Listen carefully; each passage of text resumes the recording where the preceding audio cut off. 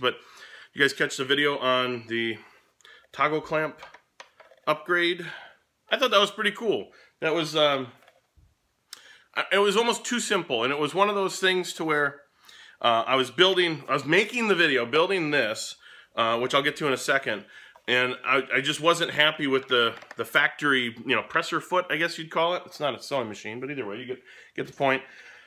I wasn't happy with that, so I needed to upgrade that, and I was kind of wheels turning in my head, and I'm like, oh, hey, this would be really work out well.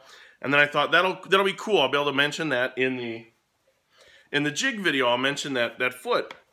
But then I got to thinking that would kind of be a standalone thing, and I thought that went over pretty well, because you don't necessarily have to build this specific jig to get this upgrade. I mean, you change out the foot. I mean, that could be a jig that's really holding down anything. It could be on the drill press or whatever.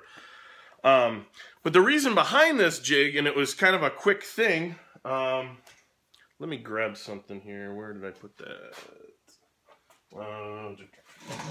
You'd figure one of these times I would prepare for one of these, but yeah, that's kind of the whole point. I was building a shadow box. It was a little wider than this. This was a test piece to show the person I was making it for, but it had miters, and it had to, they wanted something kind of, it was actually a bigger one, and I wanted to make sure that the joints were strong, but they wanted miters. They were dead set on miters. I was trying to sell them on something else, but and it was a project that I kind of owed them a favor, so it was real quick, so I didn't get any video on it. But yeah, so I needed a way.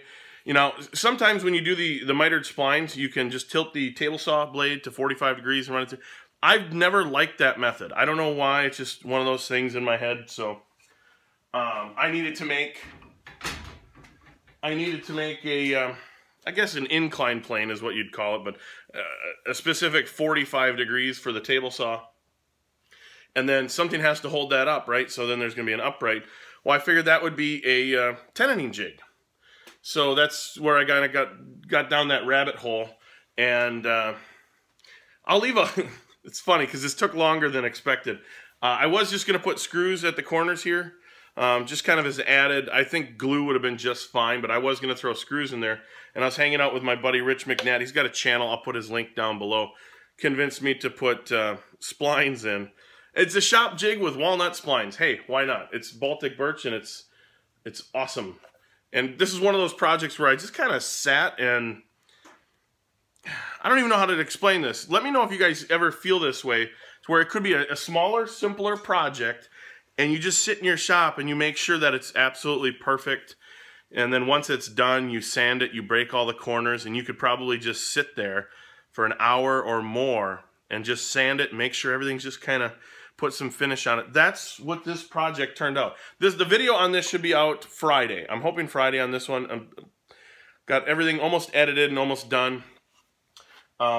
Pretty excited about that one. That turned out pretty nice. The one after that, give you guys a sneak preview. Ooh, look how complex that is. That kind of leads me into my next, well, alludes, whatever. Anyways, I digress. So look at that, digression again. The shadow box was kind of a quick thing. Couldn't really get video of it, and like I said, I owed somebody a favor, so there was a deadline. It was a gift. I think it was a wedding gift, but I don't want to be quoted on that. So it just was one of those things to where I wasn't super excited about it, so I don't know, it just was no fun. I don't know if you guys ever get that. That's why I've never worked in a production cabinet shop. I've never been a production, like a trim installer or anything like that, because I think that would take a lot of the fun, for me anyways, out of the woodworking, because I get excited about going out to my shop sometimes and just organizing screws, and it's kind of hard to make a living organizing screws if you're in a production facility. But do you guys get that way, to where it has to be kind of something you're interested in, and sometimes projects fall to the wayside? Well, that was, like I said, with this. I got it done, I filmed everything, but I must have sat for like 3 hours, and it's not necessarily super productive, but I mean, this thing is just perfectly broken edges. The tenons I was real meticulous on. It's just, I don't know. Like I said, video on Friday, and then, like I said, I showed this. Same thing. I'm super excited about this because this is going to parlay me into my Harbor Freight organizer. This is a kind of a helper jig. Helper jig? I don't know. I'm just making stuff up at this point. But anyways, that allows me to do my hardware organizer real quick and easy. And yeah, so the three or four projects I got coming up, I'm super excited about because I've wanted to do them for a long, long time. And they're for me and my shop.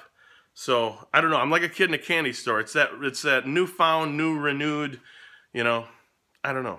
Anyways, let me know if you guys think anything similar. I got a big mess going on back here. That'll be our little secret.